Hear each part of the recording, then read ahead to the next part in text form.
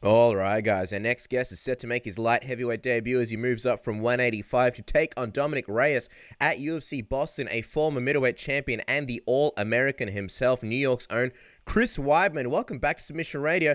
Look at this, man. I imagine after training, enjoying some dinner. Welcome to the program. And what are we eating here? Eat clean, bro. I mean the Frankie Edgar. I don't know if you can see it, but it's basically steak, potatoes, and some string beans. Good stuff.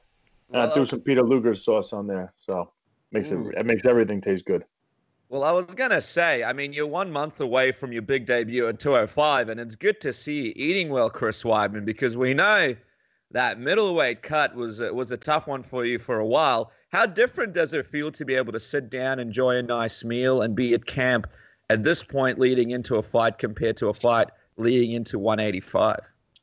It feels way better. Just way less stress, because when I was constantly always worried about my diet and getting my weight down every day. And I had different goals every single week. And, to maintain my weight at certain points and then also to bring it down. It was always like a stressful thing. And now to just kind of be able to focus on my techniques and focus on the fight ahead of me, it's kind of like what I love to do. I love to compete. I love to prepare. And so just, one less thing to worry about.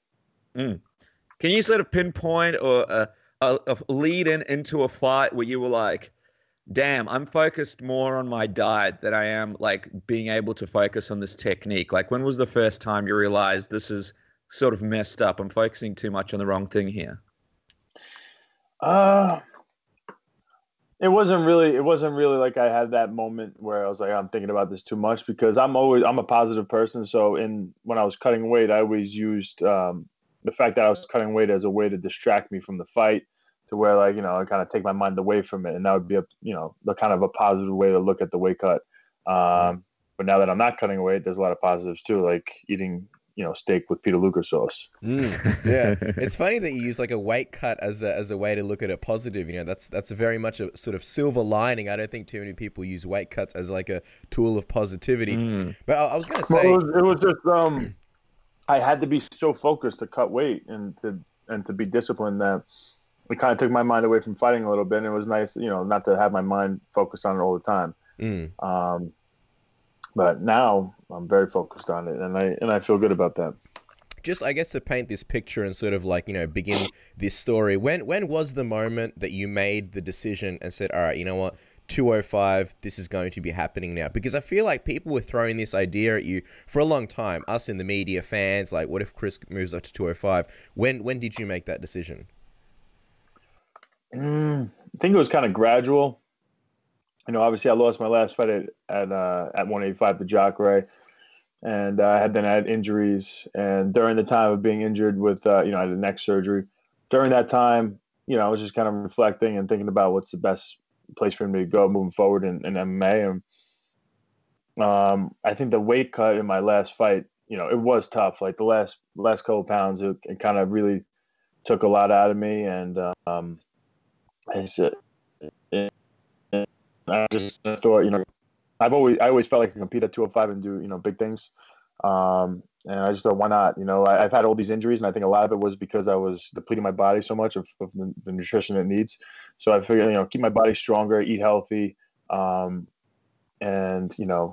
focus on my health. And, the weight cutting I was doing wasn't helping with that. It wasn't helping with my health. So I just kind of was like, you know what? I think it's a good time to go up. I mean, given how you feel now, do you almost regret not doing it sooner, or do you think it was something that you needed to go through before sort of making this decision? I don't regret. No, I don't regret not doing it sooner. I mean, if I could paint everything the way I would want to and like redo my whole story, I'd have no losses. I'd defend my belt as many times as I decided I wanted to, then go up to 205 and win the belt up there. And that was the goal. And then next thing you know, you had a loss, and then a win, and then a loss. And, curveballs and setbacks hit you. And I kind of had to get rid of that plan and start with a new plan. And the goal was always to go eventually up to 205. And it kind of just happened in a different way than I initially expected. But so good. Well, and going with that positive mindset, I guess that's kind of what champions are made of, right? The guys that go through that adversity and that are able to adapt. But I'm sort of wondering, like, as a middleweight going up to 205, what do you reckon, would be some of your best attributes for that weight class, as far as, maybe size or speed or things like that? What do you think you present well as a light heavyweight? Well, I've never really had a problem with, like, being weaker than guys, like, when grappling and in any of those situations. So I actually never really cut weight when I was in college, and a lot of guys were always bigger than me. And but I found ways to win.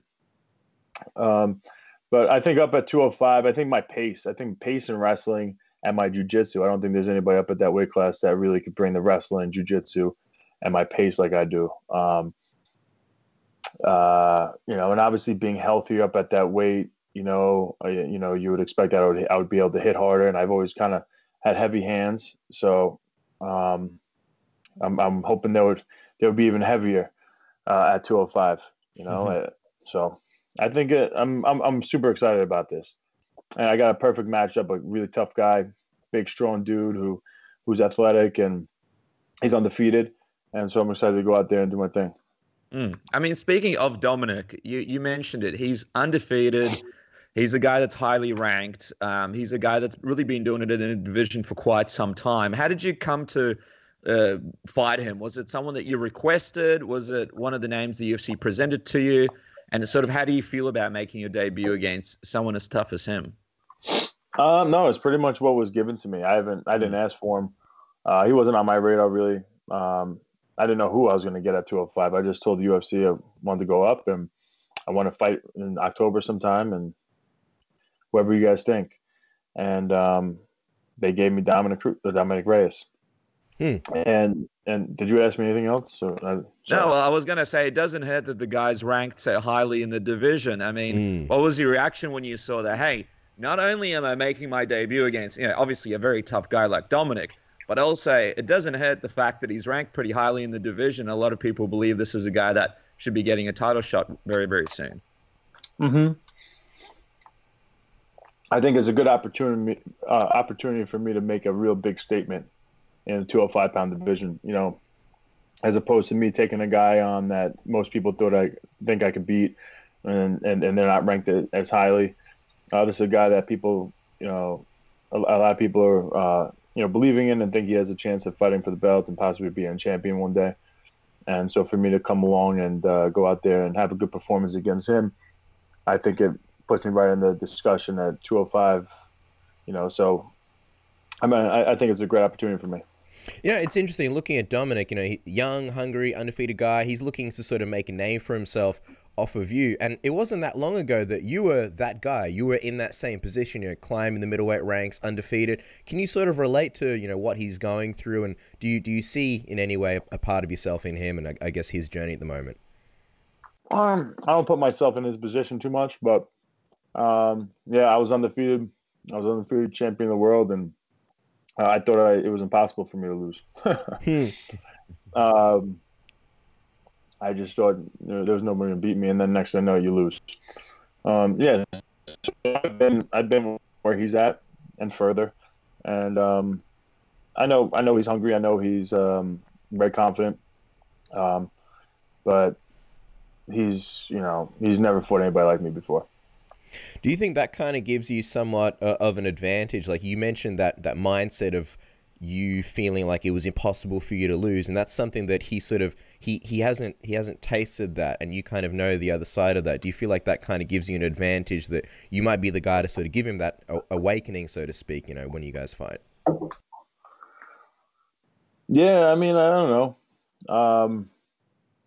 I guess I think it gives me advantage. I don't know.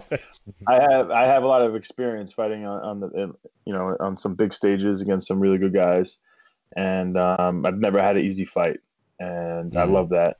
And I'm expecting a war with him regardless because I know he's hungry and he believes in himself. But I think once I'm in the positions that I know he get to, he's going to be in some. It's going to be some rude awakening. Well, I mean, talk to us a little bit about that matchup. How do you see yourself sort of matching up with him in some of those positions that going through your head that you believe people are going to see in this debut at 205. How do you sort of see this matchup going in a lot of these spots? I think, he's never really even faced a wrestler, let alone a wrestler of my pedigree and my MMA experience. And so has never even tasted any of that. I mean, he got taken down 3 or 4 times from Ozdemir, and Ozdemir, I don't think, had more than 2 takedowns in his UFC career. So I think the wrestling, along with my jiu-jitsu, was really the X factor. And then the pace, everybody could stop 1 or 2, 3 takedowns. But I'm not going to stop coming. And he also has to worry about my hands hitting his chin. So I think I just bring a lot of danger to the table. 100%. And you mentioned that a win over him puts you in a pretty good position regarding title picture and stuff and in the division. I almost feel like you're underselling it. You've sort of got everybody who's ranked above Dominick has already faced Jon Jones and hasn't been successful. So theoretically, if you beat Dominick Reyes, you're in a great position. Where do you think it sort of puts you? And you mentioned how you've never had any easy matchups. Are you looking to get comfortable in the division at all? Or do you feel like you're ready to challenge for the title, at the moment? You're ready to fight Jon Jones now, assuming everything goes to plan? No. It doesn't matter the division. I'm comfortable against anybody inside that cage. Obviously, Jon Jones being the champ, he's the guy that I'm gunning for, and he's the guy I always kind of wanted to fight. When I was even 85-pound champion, I knew at some point we were going to fight. And so I see that at some point. I don't know if it's going to be directly after this next fight. I mean, I'd love for it to be, but I'm focused on Dominick, and we'll see what happens. I got to go out there and just make a statement, and we'll see what the UFC wants to do. 100%. I'm just wondering, because you said that you've sort of eyed Jon Jones for such a long time, what would be sweeter for you and more rewarding? Being the guy to beat Jon Jones, given that no one's been able to do it, or becoming world champion again? What's kind of the bigger incentive? Being the guy that shocks the world, not once but twice, against what people think are the greatest of all time, and against people that think, against someone that most people think can't even be beaten. And that's where Anderson Silva was when I fought him, and this is where Jon Jones is right now. And so that motivates the hell out of me. That's the legacy I want. Wow, you bring that up, and that's a great point. Imagine that, the man to beat Anderson Silva, the man to beat Jon Jones. And I mean, Jon is dealing with a bit of criticism. Some people think he's slowing down a little bit in his last couple of... And finish. Yeah. Well, don't forget that. Yeah, exactly right. So Jon is experiencing a bit of controversy, Chris. Some people say, he's not the same fighter he was. We're not very impressed with some of his performances. Some people believe Santos beat him in that last fight. Where do you sort of see him at this point in his career? Do you believe he's as dangerous as he was a few fights ago, or are you on the sort of side of some of those people who think he may be slowing down a little? I don't think he's looked that good. I don't think he's looked as dangerous. He's not finishing. And I see there's definitely, he's great, but I see there's definitely holes in there. I mean, when you saw that Santos fight, a lot of people were like, oh, look, there's this area to exploit, that area to exploit. I mean, we've had guys like Israel Adesanya, a lot of other guys come on the program that spoke about that fight, had opened their eyes to a bunch of areas that they could possibly challenge Jon. And did you experience the same thing when you saw his latest performance? Like, there's a blueprint to beat this guy? I always believed there was a blueprint to beat him. So I see it. You see it a little bit more, but I always knew he's beatable, and I think it was a guy like me with power in the hands and also the wrestling that's better and jiu-jitsu. So I think that's really how you take it to him. But no one's been able to do that yet. He's done a great job. He adjusts really well in there.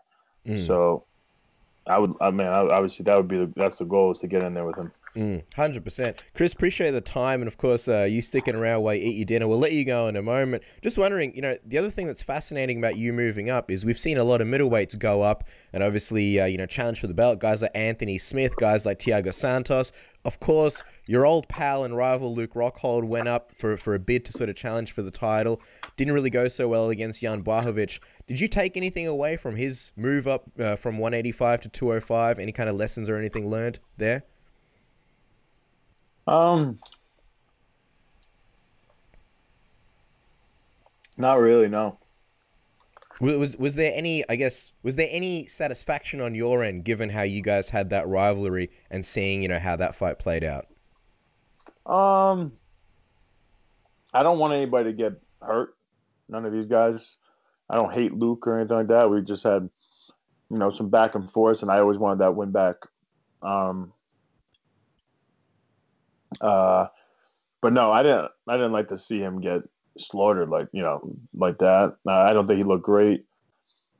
I don't know why. I don't know why he didn't look great. I don't know what he did wrong. I don't know. I don't know him like that where I'm talking to him. But yeah, I didn't really, nothing really. Well, just back he's a completely different fighter than me, obviously. Yeah, of course. Well, just back on you, Chris. I mean, you did say back in June that if the door isn't completely shut on you, sort of moving back down to 185. So I'm just wondering, what would the blueprint be to you being back in middleweight? Is it a case of, this fight is just too good to pass up? Or is it a case of, I want to win the title at 205 first, and then I might consider moving down for a champion versus champion type fight? Oh, yeah, I have no idea. I got to focus on Dominick Reyes, and I'm focused on 205 right now, and that's it, Yeah, 185 is starting to spice up a little bit. It's nice to see. Hopefully we get this fight actually happen. But that's obviously everyone's got their fingers crossed with that one. But yeah, I don't know. Well, we'll see what happens. Obviously, I got some big fights in front of me at 205 first. Yeah, that's it. I mean, obviously, that fight's going down in Melbourne, Australia, where this show is being recorded next week. If you were a betting man, Chris, does the fight happen, or is there some more injury controversy going into it? No. I'm What hoping. are you feeling? I'm betting the odds are at this point that the fight is going to happen. If I was Vegas and I'm setting the odds, it's probably like a 3-1 favorite that the fight happens at this point. But yeah, was it? Was that the only question? Yeah, because I was going to ask you, obviously, Israel is building himself to be sort of a champion himself. Even though he's the interim champ, he's saying, look, I fought more than Rob has over this time period. I believe I'm the champion of the division. And Rob has obviously had the worst luck with some of the injuries that he's experienced. What are your thoughts on Robert Whittaker as the champion? And, the fact that, he has been inactive due to an unfortunate amount of injuries. Yeah, no, Whittaker, no doubt, is definitely the champion. You can't take that away from him just because he had some injuries and he didn't get stripped of the belt. So he's the champion, without a doubt. Adesanya obviously is a star in the making, and he's been killing it. Amazing, showed a lot of heart against Gastelum in his last fight. And we knew he was talented, but to see that heart out of him is definitely a proponent that is a necessity to become a champion, and he showed that. So I'm excited to watch that fight. Who do you have winning that one? I know it's a tough one to predict. I love Whittaker, man. I love the person he is. I love how humble of a champion he is. He showed crazy toughness in all of his fights. He's just a great dude. I've met him a couple of times. Adesanya, I've had a little beef here and there, but he's a nice kid too. And they're both really talented. They both have now shown that they're tough and they can push through tough situations. That being said, Whittaker is definitely, he's a stand-up guy, but he's not really known for his power. He has some finishes, but he's not like a guy who just, is finishing everybody. He could outpoint you. He gets you to run into something if you make a mistake. He doesn't really use the wrestling and jiu-jitsu. And Adesanya, I don't know. I think he is a little bit more of a threat on the feet than Whittaker is. And so if they're going to be standing there for 5 rounds, I'm going to take Adesanya in that fight. I mean, Gastelum did do great. I mean, Gastelum was right there just on the feet, and he's more of a wrestler. And he was back and forth with Adesanya in that 5-round war. So it's funny how MMA works, because if it was just a straight kickboxing fight, it's different. It's amazing how there's the differences, and it's really hard to explain. I'm wondering from your perspective, as a phenomenal wrestler yourself, what do you think of Adesanya's takedown defense, and how I don't want to say easy, but how gettable do you think the takedown is on Adesanya? Because I know Rob's BJJ coach and grappling coach recently, Alex Prades, was talking about how Rob's wrestling is underrated. He wanted to compete in the Commonwealth Games actually on the wrestling team, and I'm wondering if Rob's going to use a lot more offensive wrestling in this fight. Do you think that Adesanya's takedown defense has evolved to the point where that could be a tough one for him? I think if Whittaker's smart, he uses wrestling, and it's not going to be one of those things where it's like 1 or 2 takedown attempts and you have it. I think Adesanya's got good enough takedown defense, and especially against a guy like Whittaker. I know he's got good, pretty good wrestling, but it's going to be hard just to take that Adesanya down easy. And if he's willing and he has the cardio to, push through on multiple takedown attempts and work him on the cage and play that game, I think that's actually definitely a key for him to have success. I mean, his Brazilian Jiu-Jitsu coach just said this week that he believes Robert Whittaker could be a GSP 2.0. You're a guy that knows GSP well. Do you think Rob could reach that level with a skill set? I don't see him doing that unless he's really starting to struggle on his feet, And I'm not saying in this fight. I'm saying in general in his career moving forward, unless he's starting to really not look too good on his feet, is he going to turn into a GSP type guy? And I'd like to see that first before I believe it. That's a GSP. GSP did amazing with his MMA wrestling, and did against so many guys, and he was consistent with it. So maybe Whittaker has the ability to do it in the room, but to be doing that in big fights, it's one of those things you can't say it, you can't talk it, you gotta do it. What do you? I promise to let you go in a moment, Chris. I'm just wondering about Paulo Costa. He's flying down to Melbourne. He's going to be their cage side, and he's sort of the new contender, it seems. Have you been impressed with him lately? Do you think he can sort of make a dent in that division? Do you think he's a threat for either guy, Rob or Israel?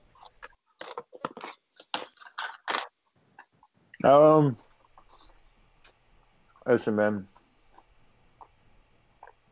I just hope they're drug testing these guys. I hope they're drug testing all these guys the right way, because it's kind of crazy. Yeah, I don't know. He doesn't look real to me, but he looked good in his last fight. Who do you with Yoel Romero? Yeah, but it's like, geez, come on.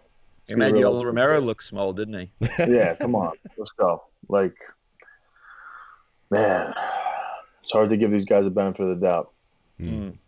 Just lastly on the division, we see Daren Till will be moving up into middleweight against Kelvin Gastelum. What are your thoughts on Till joining the division and sort of his first fight being against a guy like Gastelum, who was very, very close to beating Adesanya? No, I think it's an interesting fight. I think Till's good. I think he's really good, but he's coming off with some bad losses. And Gastelum beating in that last fight. We'll see. It's always interesting to see how guys come back from that, because he was always just sitting in the pocket. He wasn't afraid of any punch, and now he was hit with quite a few punches in that last fight. I don't know if that changes them at all. And obviously Daren Till, even worse situation. Was he knocked down his last 2 fights? Pretty bad, right? Yeah. So it's going to be interesting how both these guys deal with that mentally. I think is probably the most interesting thing with how that fight goes down. But Gastelum, I think, is the more dangerous guy with his hands. Till's going to be probably the bigger guy, but Gastelum. I think Gastelum, the longer Till stands there, especially being knocked out cold, I think in his last 2 fights, it's risky. I don't see him wrestling Gastelum and taking him down and stuff. So, yeah, it's a tough fight.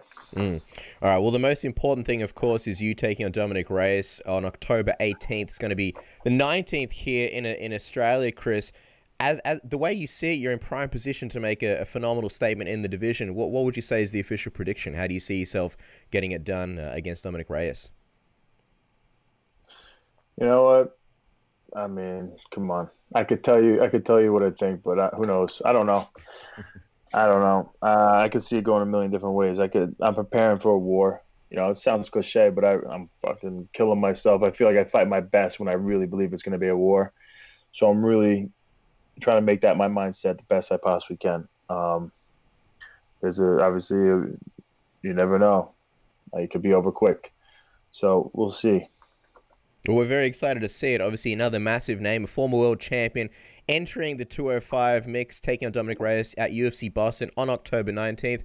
On the 19th here in Australia, due to the time difference, funnily enough, my birthday, Chris. So we'll definitely be watching and follow the man on Twitter. Yeah, you know. My wife's birthday, October 18th, over here in the U.S., so you guys are both going to be celebrating. Do it for both of us, right, Chris? The wife, my son, equal, yeah, right? More importantly, you, of course. Especially the Casper, yeah. Who cares about the wife? This is the most important bit. Follow the man on Twitter and Instagram. Yeah, at Chris Weidman. And Chris, thank you so much for chatting with us, man. I really appreciate the time. Good luck on October 18th.